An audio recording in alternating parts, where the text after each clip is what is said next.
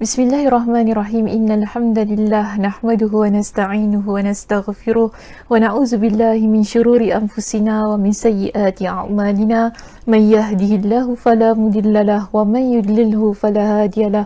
Wa asyhadu an la ilaha illallah wahdahu la syarikalah wa asyhadu anna Muhammadan 'abduhu wa rasuluh. Amma ba'd. Rabbi shrah li sadri wa yassir li amri wahlul 'uqdatam min lisani yafqahu qawli. Rabbi zidni ilma warzuqni fahma. Allahumma inna nas'aluka ilman nafi'a wa rizqan tayyiba wa amalan mutaqabbala. Assalamualaikum warahmatullahi wabarakatuh. Apa khabar semuanya pada hari ini? Sihat? Mudah-mudahan sihat ya, dan juga dalam keadaan yang kita panggil bersemangat, sudah bersedia untuk mengikuti sambungan perbincangan kita berkenaan dengan apa? Kita bincangkan kitab apa di Masjid An-Naim? Kitab Wiqayatul Insan, itu mendinding diri daripada kalau dalam bahasa Melayu lah kita nak terjemahkan kitab ini, mendinding diri daripada gangguan jin dan syaitan. Jadi kalau kita rujuk kepada perbincangan-perbincangan yang lepas, kita masih lagi dalam bab binting ghaib, dan pada hari ini kita akan sambung perbincangan berkenaan dengan menjaga pandangan kita daripada perkara yang haram. Okey, menjaga pandangan daripada perkara yang haram. So hari ini kita akan masuk pada bahagian yang kedua, dan saya kira merupakan bahagian yang terakhir jugalah untuk saya rumuskan, dan juga kita tutuplah subtopik berkenaan dengan menjaga pandangan pada hari ini. Mudah-mudahan insya-Allah jika sempat ya, jika sempat. Baik, kita lihat begini. Kalau kita rujuk ya, kita lihat pada slide kita ataupun pada perbincangan kita minggu lepas, kita dah bincangkan bahawa pandangan mata adalah antara perkara yang boleh menjerumuskan kita kepada kebinasaan, dan itu merupakan pintu ataupun cara syaitan menjerumuskan kita kepada maksiat demi maksiat, yang mana ia bermula daripada pandangan mata. Atas dasar itu ya jemaah, kita dapati Nabi SAW banyak mengingatkan kepada kita supaya menjaga beberapa perkara yang mana boleh menjerumuskan kita kepada kemaksiatan yang cuba diusahakan oleh syaitan itu. Jadi hari ini ya, kita akan masuk kepada antara perkara yang Nabi SAW pesan kepada kita, supaya bila kita elakkan perkara itu kan, ia sekaligus menjaga pandangan mata kita. Baik, kalau kita lihat pada halaman 397, okay, kita akan mula perbincangan kita pada halaman 397. Sila lihat pada perenggan yang muka surat 397 tu ada hadis kan di atasnya. Hadis itu kita dah bincangkan pada minggu lepas. Jadi sesiapa yang tertinggal pengajian minggu lepas, sila rujuk kepada video kita yang telah kita kongsikan pada minggu lepas. Jadi hadis yang di atas itu Ustazah jelaskan, kemudian kita ada perenggan yang seterusnya masuk pada perenggan yang ketiga di halaman 397. Di sini dijelaskan kepada kita bahawa Rasulullah SAW telah menyumbat semua celah. Maksud menyumbat ni lah, Nabi tutup semua celah kan, ataupun semua pintu masuk syaitan menuju perbuatan zina. Kita bincangkan pada minggu lepas, pandangan mata kita yang kita lihat pada perkara-perkara yang haram, ia boleh menjerumuskan kita kepada zina. Okey, sebab itu bila kita dah lihat perkara yang haram, syaitan akan usaha kita membenarkannya menerusi apa? Kemaluan. Jadi itu yang hadis kita di atas tadi kan, itu hadis yang diriwayatkan oleh Imam Al-Bukhari dan juga Imam Muslim. Jadi Nabi SAW pesan kepada kita dalam banyak hadis-hadis baginda, yang mana hadis-hadis itu, dalam pesanan-pesanan itu ya, menutup celah pintu yang boleh membawa kita kepada perzinahan. Okey, yang mana bila kita berada pada keadaan itu dengan pandangan mata kita, kan, ia boleh bawa kita kepada perzinahan. Jadi di sini disebutkannya, baginda melarang kaum lelaki memasuki, menjumpai kaum wanita. Okey, ada pesanan Nabi yang mana Nabi SAW melarang kaum lelaki masuk ke tempat wanita. Sebab apa? Ia boleh menimbulkan fitnah. Lebih-lebih lagi jika sekiranya dalam keadaan yang berdua-duaan. Jadi dalam hadis ini ya, kita lihat begini. Nabi pesan elakkan berada pada situasi yang mana kita berdua-duaan dengan bukan mahram. Maka sebab itu dalam hadis yang berikutnya, okay, Nabi SAW kata begini kepada kita. Ini ruang je, jemaah, untuk kita, bukan ruang, maksudnya ini adalah pesanan Nabi, yang mana Nabi pesan untuk bertujuan menutup ruang, celah, pintu yang boleh menjerumuskan kita ke dalam perkara-perkara maksiat, terutamanya zina. Jadi dia bermula daripada pandangan mata, bukan? Maka kalau nak jaga pandangan mata kita daripada melihat perkara-perkara yang haram, antaranya Nabi pesan, iyyakum waddukhula 'alan nisa. Hindarilah oleh kalian masuk ke tempat-tempat wanita. Maknanya ada orang perempuan yang kita tahu tidak ada mahramnya, tidak ada orang lelaki di situ, elakkan. Ini Nabi pesan kepada para sahabat. Okey, elakkan. Sama juga, bagi saya dia sama juga. Kita kalau wanita, kita tahu dalam tempat itu ada ramai lelaki.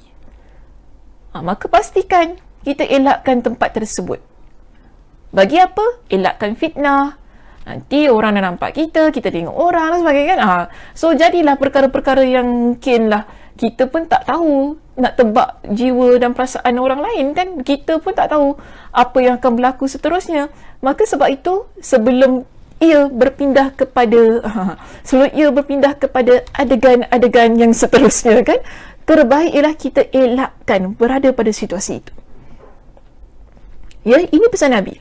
Sebelum kita terjerumus kepada perkara-perkara yang tidak sepatutnya, maka step yang pertama tu kena jaga. Apa dia? Nabi pesan, iyyakum waddukhul 'alan nisa. Okay, iyyakum waddukhul 'alan nisa. Hindarilah oleh kalian masuk ke tempat-tempat wanita. Lalu ada di kalangan seorang Ansar, dia bertanya kepada Nabi, ya Rasulullah, afara'aital hamwa? Wahai Rasulullah, bagaimana pendapat silap Ustazah terlupa nak letak space di situ. Okey, minta perhatian di situ, ada kesilapan dari sudut typing. Bagaimana pendapat anda tentang alhamu? Alhamu ni ipar duai. Kan abang ipar kita, kakak ipar kita, adik ipar kita, ni alhamu disebut. Maka apa kata Nabi bila ditanya berkenaan dengan ipar duai ni? Nabi kata ipar duai adalah kematian. Apa maksud kematian? Maknanya ipar duai kita ni bukan mahram kita. Ya, adik ipar kita, laki ke perempuan, abang ipar kita, kan, kakak ipar kita, bukan mahram. Bukan mahram kita, yang tak boleh kita berdua-duaan dengan mereka. Dari sudut penjagaan aurat sebenarnya semua perlu dijaga. Sebab dibimbangi berlaku perkara-perkara yang tidak diingini. Sebab tu Nabi kata apa? Ia adalah kematian. Jadi kadang-kadang masalah kita rasa, alah abang, alah kakak, alah adik ipar, macam adik. Tak boleh. Tak boleh. Kena jaga. Kan? Sebab dia dibimbangi sebelum berlaku perkara-perkara yang tidak diingini. Kan? Sebab dia bermula daripada pandangan mata kita. Tengok kan, adik ipar aku lebih lawa daripada bini aku. Macam itu kan. Kadang-kadang biasalah kalau kita tengok drama ke apa kan, atau suka dekat abang ipar atau suka dekat adik ipar. Kenapa sedemikian? Sebab pandangan mata tu, pandangan mata dan keadaan-keadaan yang tidak dijaga. Sebab tu Nabi kata apa? Ia adalah alhamdu, kematian yang boleh merosakkan hubungan kekeluargaan, yang mana ia asalnya bermula daripada apa? Pandangan mata kita. Ya, sebab itu dalam hadis yang lain di sini kita lihat apa, maaf ya, kalau kita rujuk, saya nak lihat dulu pada dalam kitab kita ini, muka surat 397, lihat kepada perenggan yang berikutnya. Setelah hadis ini dikongsikan oleh pengarang kitab kita, maka dia datangkan dengan sedikit penerangan di bawah itu. Apa penerangannya? Dia kata gini, Imam At-Tirmidzi berkata, apa kata Imam At-Tirmidzi? Maksud dari larangan menjumpai perempuan, itu maksud Nabi tadi kan, daripada jangan masuk ke tempat-tempat wanita ini. Apa maksud baginda? Imam At-Tirmidzi menjelaskan maksudnya adalah larangan menjumpai perempuan itu ialah dengan sabda Nabi yang lain. Okey, dengan sabda Nabi SAW yang lain. Apa dia? Kita lihat begini. Kalau dalam kitab kita ada ya hadisnya di sini, ialah hadis itu Nabi kata la yakhluwanna rajulun bimra'atin illa kana thalithahuma syaitan. Dari Nabi SAW baginda bersabda, tidaklah seorang lelaki berdua-duaan dengan seorang wanita kecuali ketiganya siapa? Syaitan. Sebab itu Nabi larang. Okey, Nabi larang kita masuk ke tempat yang ada bukan mahram kita, yang boleh menyebabkan berlakunya situasi berdua-duaan. Kerana yang ketiganya ada syaitan yang akan ataupun yang boleh menyebabkan berlakulah perkara-perkara yang tidak diingini. Okey, saya harap faham maksud saya perkara yang tidak diingini. Kalau dalam kata lain mungkin berzina kan, zina mata, zina macam-macam lah, pegang dan sebagainya. So ini adalah perkara yang perlu dielakkan. Macam mana nak elakkan daripada kita tak melihat perkara-perkara yang haram tu? Antaranya, balik pada hadis tadi, jangan kita masuk ke tempat yang ada bukan mahram tu tadi, yang menyebabkan kita boleh berada berdua-duaan dengan yang bukan mahram tu. So ini pesan Nabi. Okey, ini pesan Nabi. Jadi bila Nabi kata apa? Yang ketiganya adalah syaitan. Jelas. Syaitan dia akan berusaha. Kalau kita rujuk pada pendapat Abdullah ibn Mas'ud pada minggu lepas yang telah saya syarahkan. Apa kata Abdullah ibn Mas'ud? Tidaklah satu pandangan pun yang terlepas melainkan syaitan sangat bersemangat untuk menjerumuskan kita kepada kemaksiatan. Jadi bila kita dah tahu dalam keadaan yang begini, berdua-duaan itu boleh menyebabkan syaitan itu bersemangat untuk menjerumuskan kita ke dalam kemaksiatan, elakkan. Elakkan. Okey? Jangan sesekali kita mengabaikan perintah Nabi ini yang akhirnya kita pun buat hal-hal yang tidak seharusnya. Jadi setiap perkara yang Nabi larang ada sebabnya. Antara sebabnya ialah untuk mengelakkan berlakunya zina. Ya, untuk mengelakkan berlakunya zina. Jadi macam mana kita nak elakkan? First step, jaga. Langkah pertama itu ialah jaga hubungan seorang lelaki dan wanita yang bukan mahram. Perlu jaga. Okey? Elakkan berada pada situasi-situasi yang boleh menjerumuskan kepada fitnah, kepada zina dan kepada maksiat-maksiat yang tidak diingini. Sebab tu Nabi SAW pesan begitu kepada kita. Berkenaan dengan menundukkan pandangan ini, tadi kita dah nampakkan hadis-hadis itu semua lebih kepada apa? Nabi pesan kepada orang lelaki. Betul tak? Jadi, bagaimana dengan kaum wanita? Adakah kita orang perempuan ni tak perlu nak jaga diri kita? Persoalan yang baik, Ustazah. Rasa macam tajuk ni nak attack orang lelaki je kan. So, jaga pandangan orang lelaki lah. Jangan masuk tempat orang perempuan lah. So, orang perempuan ni macam mana? So, kita ni macam mana? Saya sebagai wanita ni, saya tanya kepada wanita-wanita yang sedang mengikuti pengajian kita lah. Kan? Adakah suruhan-suruhan ini ataupun kalau kita nak lebih fokus kepada perbincangan topik kita iaitu menjaga pandangan ini, dia hanya dikhususkan untuk orang lelaki. Kan selalu orang kata orang lelaki ni memang tak boleh tengok perempuan, mata kalau tengok perempuan melilau je kan, macam tu kan, kita bising-bising tak tundukkan pandangan dah apa. Dah tu kita orang perempuan boleh tak tundukkan pandangan? Kita boleh ke tengok lelaki sesuka hati kan? Boleh ke kita macam tu? Baik, begini. Cuba rujuk. Okey? Saya dah berikan persoalan di situ.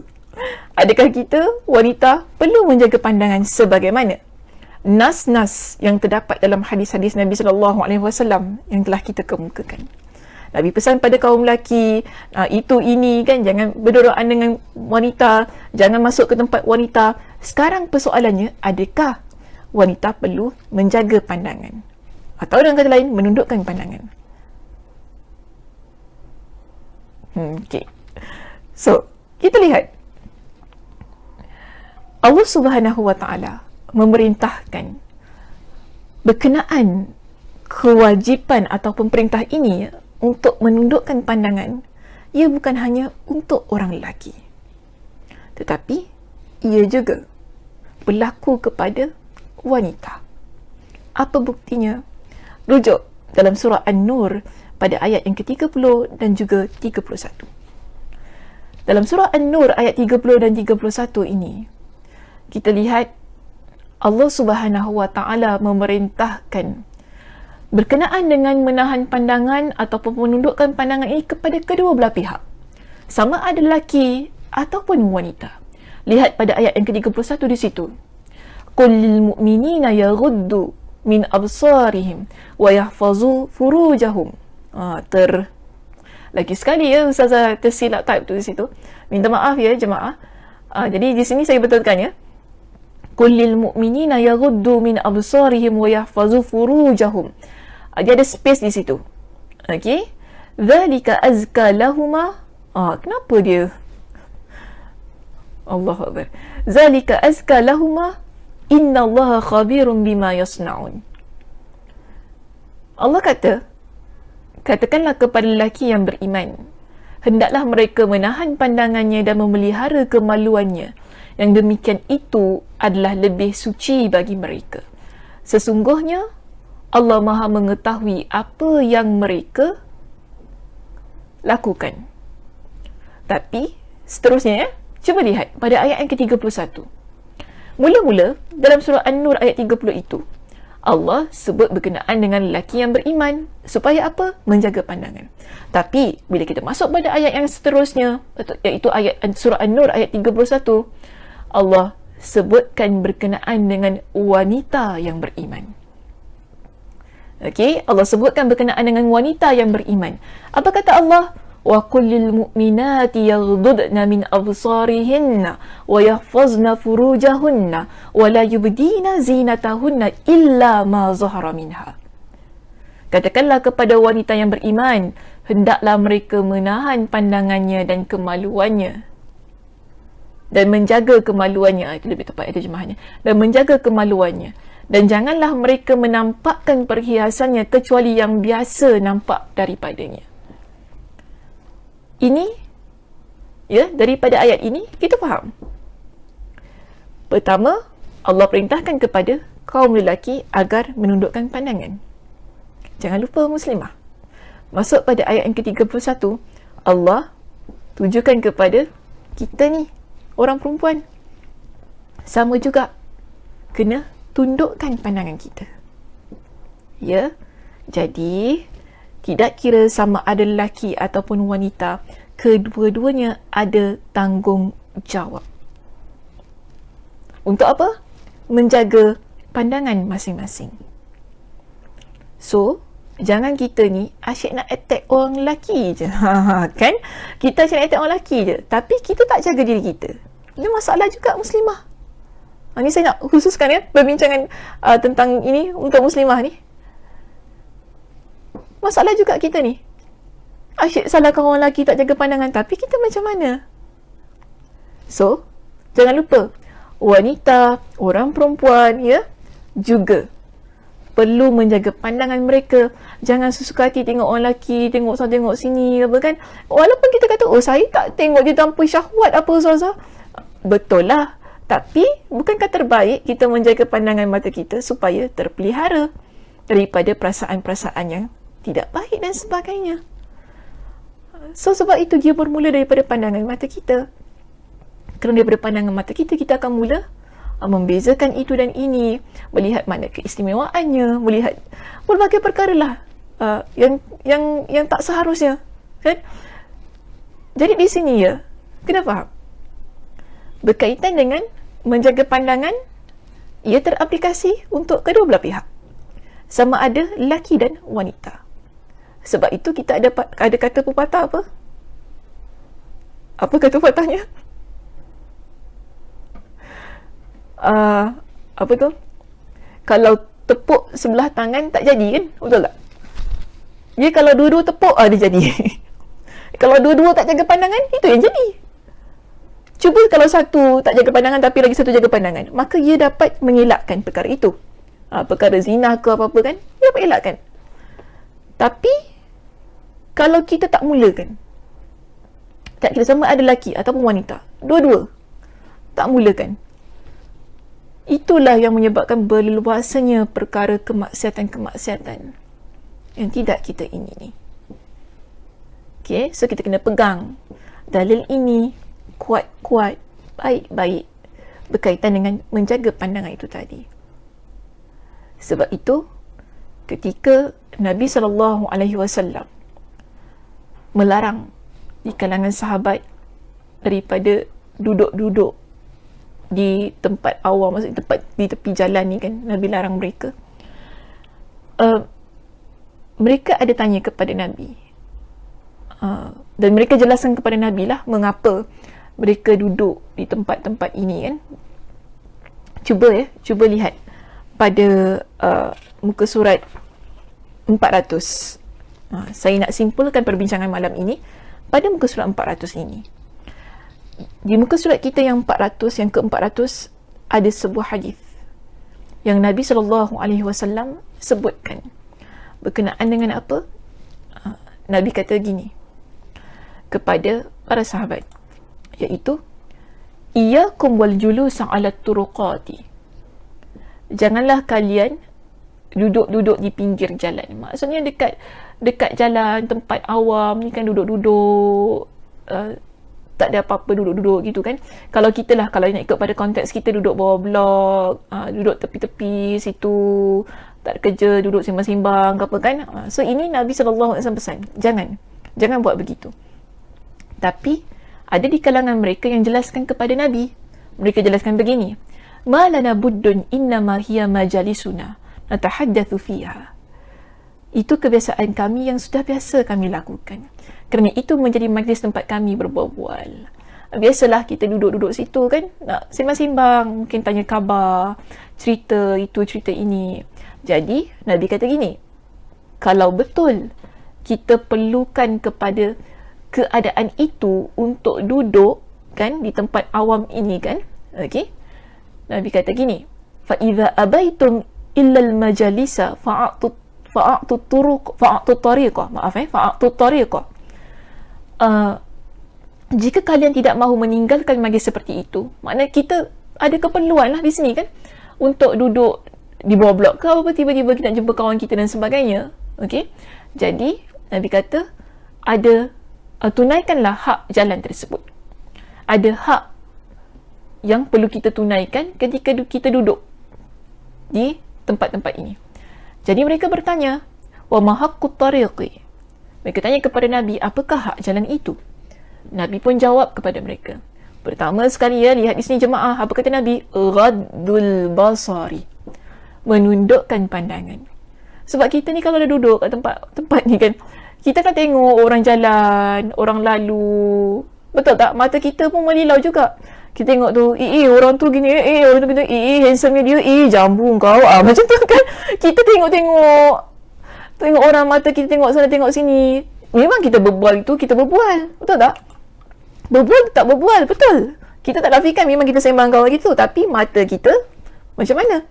kita tengok orang lalang dan sebagainya kan. Jadi sebab itu Nabi kata ghaddul basar. Bila dah duduk nak sembang dengan kawan tu, mata kita kena jaga, tahan pandangan mata kita ini. Jangan, sekali lagi ya, saya nak tekankan, ini untuk lelaki dan wanita. Tak kira siapa pun kita duduk di tempat awam kan, di tempat jalan ni ataupun mana-manalah kita duduk, ada hak yang perlu kita tunaikan ketika kita duduk-duduk tu tadi.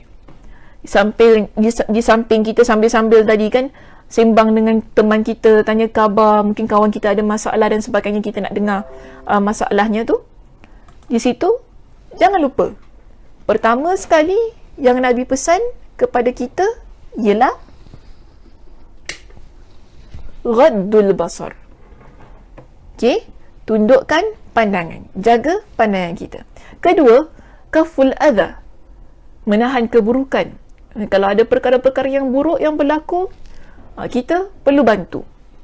Okey, perlu bantu, dan jangan buat perkara-perkara yang mengganggu orang lain. Senang kita ambil maksudnya sedemikian.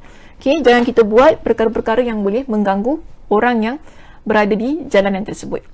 Kan, duduk-duduk tadi kan, jangan nampak awet lalu assalamualaikum. Dulu-dulu lah kan, dulu masa zaman kita kecil-kecil, tak tahu lah zaman sekarang ada lagi ke tidak. Duduk-duduk nampak ada orang perempuan jalan, assalamualaikum, tak jawab dosa. Macam itu kan, biasa dulu-dulu kita. So bolehkah gitu? Sebab ia mengganggu ya orang yang lalu lalang. Jadi ini larangan Nabi. So kalau betul nak duduk, ada keperluan tadi untuk berbincang-bincang, jaga pandangan kita, elakkan daripada menyusahkan orang lain, mengganggu orang lain. Kemudian Nabi kata apa di sini?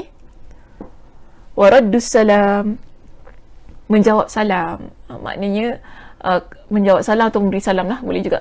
Menjawab salam ni, kalau ada orang beri salam pada kita, kita jawab salam. Begitu. Tapi bukan dengan tujuan untuk mengusik tadi ya. Kalau tujuan mengusik tadi, ini dah kita panggil sebagai perkara yang tak seharusnya berlaku, sebab ia mengganggu keamanan orang lain. So jangan buat hal yang sedemikian. Okey, jangan pula guna dalil ni sebab semata nak usik-usik orang perempuan jalan kan. Nabi kata kena beri salam, kena jawab salam. Ini tak aplikasi untuk situasi-situasi yang mengganggu, sengaja kita mengganggu orang lain. Okey. Kemudian apa kata Nabi? Wa amrun bil ma'rufi wa nahyun 'anil munkar. Dalam keadaan itu ada haknya yang perlu kita lakukan. Apa dia? Kita menyuruh kepada kebaikan dan kita mencegah kemungkaran. Ya, kita mencegah kemungkaran. So di sini berkaitan dengan menjaga pandangan itu tadi kan, saya nak tekankan, saya nak rumuskan tajuk kita ya, ataupun subtopik kita lah ya, berkaitan dengan menjaga pandangan daripada perkara-perkara yang haram ini. Nabi SAW, pesanan baginda berkaitan tentang hal ini ialah pertamanya untuk mengelakkan kita daripada terlibat dalam hal-hal yang maksiat. Jadi bagaimana kita nak elakkan diri kita daripada terlibat kepada perkara maksiat itu tadi?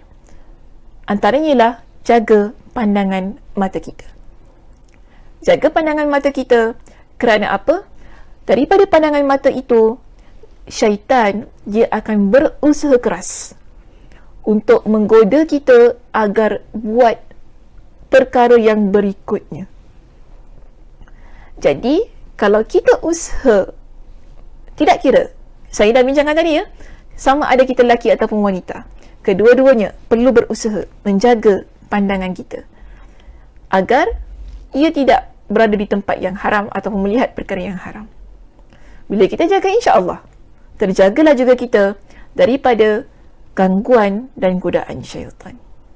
Okey, itu saja perbincangan kita untuk malam ini. Terima kasih kerana mengikuti pengajian ini, dan terus-terusannya tidak jemu untuk bersama dengan Masjid An-Naim mengikuti pengajian-pengajian yang dianjurkan di Masjid An-Naim. Saya tutup dengan tasbih kafarah. Subhanakallahumma wa bihamdika asyhadu an la ilaha illa anta astaghfiruka wa atubu ilaik. Assalamualaikum warahmatullahi wabarakatuh.